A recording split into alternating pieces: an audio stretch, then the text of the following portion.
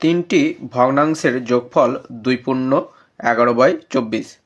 যদি বড় ও ছোট ভগ্নাংশের অনুপাত 7:6 হয় এবং অনুপাতটি যদি মাঝের ভগ্নাংশ থেকে 1/3 বেশি হয়, তবে ভগ্নাংশ তিনটি কত হবে?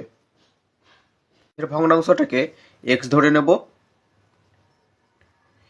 এর সাথে 1/3 যোগ করলে আমরা এই যে 7/6 এই অনুপাতটি পাব। যেহেতু আমাদেরকে প্রশ্নে বলে দিয়েছে অনুপাতটি যদি মাঝের ভগ্নাংশ থেকে 1/3 বেশি হয়, তাই আমরা এখানটায় মাঝের ভগ্নাংশটাকে x ধরেছি এবং এর সাথে 1/3 যোগ করে আমরা অনুপাতটি 7/6 লিখেছি।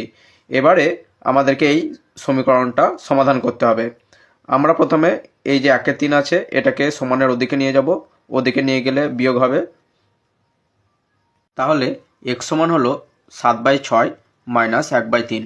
এবারে আমরা এই 6 আর 3-এর লসাগু করব, দিয়ে ভগ্নাংশের বিয়োগ করব। 6 ও 3-এর লসাগু 6 হয়। আমরা নিশ্চয়ই সকলে ভগ্নাংশের যোগ বিয়োগ করা জানি, তো আমি পাশে এখানটায় করে দেখিয়ে দিলাম। এবারে আমরা এই 7-এর সঙ্গে 1 গুণ করে এখানটায় 7×1 7 বসালাম, বিয়োগ চিহ্ন দিয়ে দিলাম। এবার এই 1-এর সঙ্গে এই 2 গুণ করে 2×1 2 বসাবো। তাহলে 7 থেকে 2 বাদ দিলে হয় 5, হরে 6 আছে 6 বসিয়ে দিলাম, অর্থাৎ x সমান হলো 5/6। যেহেতু আমরা xকে মাঝের ভগ্নাংশ ধরেছি, তার মানে হলো মাঝের ভগ্নাংশ 5/6।